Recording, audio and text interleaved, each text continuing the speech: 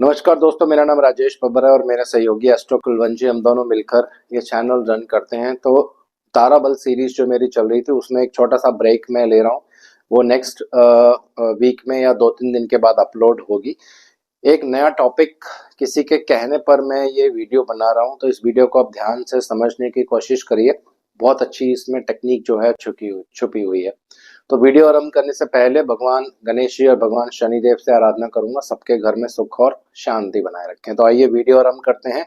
इस वीडियो में आज मैं लगन कुंडली और नवमांश कुंडली यानी D1 और D9, ये होता है D1 लगन कुंडली, ये होता है D9 नवमांश कुंडली। जब एक राशि को 9 भागों में बांटा जाता है तो नवमांश कुंडली जो है वो बनकर सामने आती है। तो अब इसको यूज कैसे करना है, आइए ये समझने की कोशिश करते हैं। उदाहरण के लिए यहाँ पे मैंने 10 नंबर लिया है। किसी का अगर 10 नंबर लगन है तो लगन के लिए जो चौथा भाव होता है ये वाला भाव हो गया, 1 2 3 4। लगन के लिए चौथा भाव उनके सुख का भाव होता है। यानी किसी के कुंडली में अगर आपको उनका सुख देखना है तो चौथे भाव से देखेंगे, माता चौथे भाव से देखेंगे। एक ही चीज मैं यहाँ पे लेने जा रहा हूँ, सुख भाव। तो इसी तरह से हर भाव का चौथा भाव उसका सुख भाव होगा। उदाहरण के लिए आपको अपना पैसा देखना है, पैसे का सुख है कि नहीं है, ये यहाँ से चौथा भाव बताएगा। अगर ये पैसे का भाव है तो ये इसके सुख का भाव हो गया। पत्नी से सुख कितना मिलेगा, उसमें कोई प्रॉब्लम तो नहीं आएगी, दिक्कत तो नहीं आएगी, ये हम कैसे देखेंगे। ये हमारी पत्नी का घर है, 1 2 3 4, ये 10वां घर जो होता है ये पत्नी से सुख का भाव है। अगर यहाँ पे बहुत ज्यादा पीड़ा होगी तो मैरिड लाइफ में प्रॉब्लम होगी, लेकिन यहाँ पे बहुत अच्छे ग्रह होंगे तो मैरिड लाइफ अच्छी रहेगी। तो जब हम मैरिड लाइफ की बात करते हैं, खराब या अच्छी, इस भाव को देखना बहुत जरूरी है। इसी तरह से ये पिता का भाव हो गया, ये बड़े भाई का भाव हो गया, ये विदेश का भाव हो गया, ये आपके संतान का भाव हो गया, ये शत्रु का भाव हो गया, ये माता का भाव हो गया। माता से आपको कितना सुख मिलेगा ये आप यहाँ पे देख सकते हैं, या माता को लाइफ में कितना सुख मिलेगा ये आप इस भाव से देख सकते हैं। ये आपके छोटे भाई बहन हो गए, 1 2 3 4। तो छठा घर आपके हॉरोस्कोप का छोटे भाई बहनों के सुख भाव हो गया। अब इसको नवमांश में कैसे यूज करेंगे ये समझ लेते हैं। सिंपल, अभी यहां से हमने देख लिया हर भाव से चौथा भाव उसका सुख भाव होता है। तो अब इस टेक्निक को नवमांश में कैसे यूज करना है ये समझ लेते हैं। उदाहरण के लिए किसी को ये जानना है कि मुझे प्रॉपर्टी का सुख मिलेगा, प्रॉपर्टी बन जाएगी तो उसका सुख मैं भोग सकता हूँ नहीं भोग सकता, तो हम क्या करेंगे, यहाँ पे उंगली रखेंगे। ये हमारी प्रॉपर्टी है, इसके कारक मंगल है, कारक से भी इसको देख सकते हैं। वो आने वाली वीडियोस में मैं बताऊंगा, अगर समय मिलेगा तो यहाँ पे भी आपको मैं बताऊंगा। तो 1 2 3 4 ये उसका सुख भाव हो गया। यहाँ पे 4 नंबर राशि लिखी है, इसके स्वामी बनेंगे चंद्रदेव। तो आपको नवमांश में देखना है चंद्रमा किस राशि में जाके विराजमान है। तो उदाहरण के लिए कर्क राशि के लिए चंद्रमा, इस राशि के स्वामी चंद्रमा धनु राशि में बैठे हैं। तो अब दूसरे स्टेप में हम क्या करेंगे, यहाँ पे देखेंगे कि बृहस्पति का गोचर इस चंद्रमा के ऊपर कब होने वाला है। ये आप ट्रांजिट या गोचर देख के आराम से जज कर सकते हैं। या इससे जो त्रिकोण राशियां होंगी, ये नंबर 9 है, तो इससे त्रिकोण राशियां होंगी 1 और 5। यहाँ पे जब बृहस्पति गोचर करेंगे तो आपको अपने जीवन में प्रॉपर्टी का सुख यानी प्रॉपर्टी बनाने का ये एक अच्छा समय रहेगा। दूसरी चीज इसमें आपको ये देखनी है, दशा और अंतरदशा।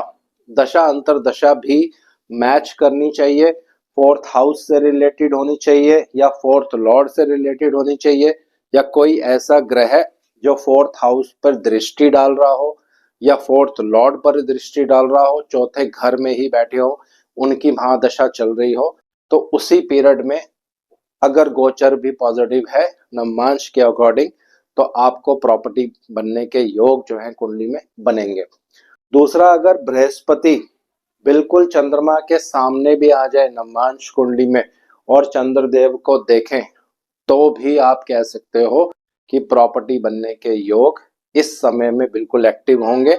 लेकिन लगन कुंडली में चौथे घर से रिलेटेड चौथे भाव से रिलेटेड या चौथे लॉर्ड से रिलेटेड दशा जरूर चल रही होनी चाहिए दोस्तों। तो बहुत ही सिंपल टेक्निक है।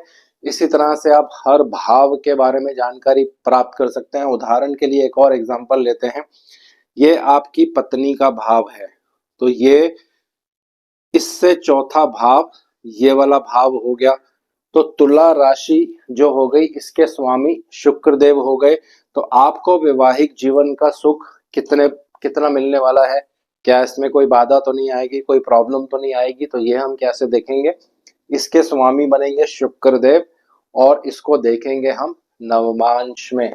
अगर शुक्र देव उदाहरण के लिए नवमांश में यहाँ चले जाते हैं और इन पर बहुत ज्यादा पाप प्रभाव पड़ जाता है नवमांश कुंडली में ही, तो फिर आप यहाँ पे कह सकते हैं कि वैवाहिक सुख में कमी आएगी।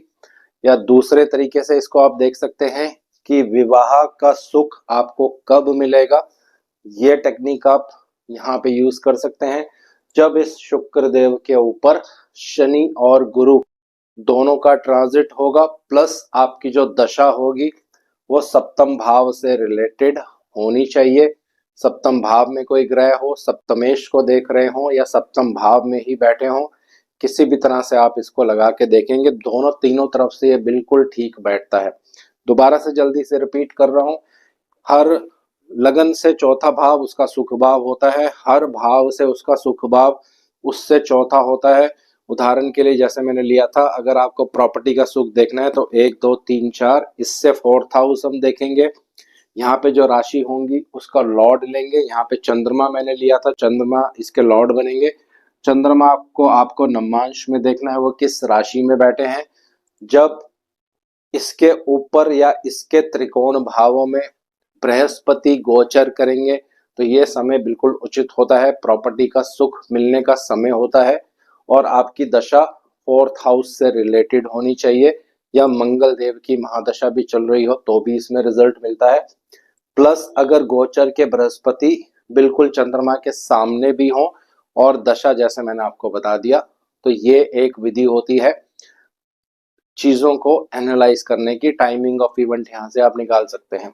दूसरा एक और इसमें तरीका होता है, हर भाव के कारक होते हैं, हर भाव के रिलेटिव होते हैं, रिश्तेदार होते हैं, उनके भी कारक होते हैं। जैसे सूर्य पिता के कारक हैं, चंद्रमा माता के कारक हैं, मंगल देव छोटे भाई बहनों के कारक हैं, बुध देव आपके अंकल जो मम्मी के साइड के रिलेटिव्स होते हैं, मामा वगैरह, उनके कारक हैं, एजुकेशन के कारक हैं।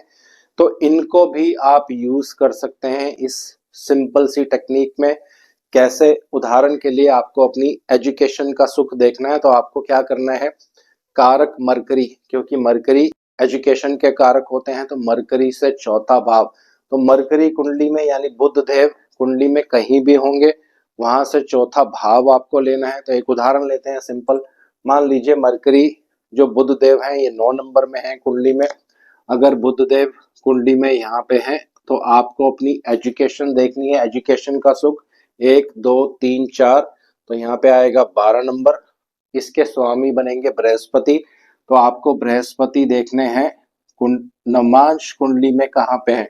तो उदाहरण के लिए मैंने लिया कि बृहस्पति नवमांश कुंडली में 3 नंबर में है, तो इसका मतलब बहुत ज्यादा एक पॉजिटिव जगह पे बैठे हैं, क्योंकि नवमांश कुंडली में ये केंद्र भाव में बैठे हैं और बुध की ही राशि में बैठे हैं। तो आप ये कह सकते हैं कि इस पर्सन की जो एजुकेशन होगी वो अच्छी होगी, ये बहुत इंटेलिजेंट पर्सन होगा, इसको विद्या और ज्ञान का सुख मिलने वाला है।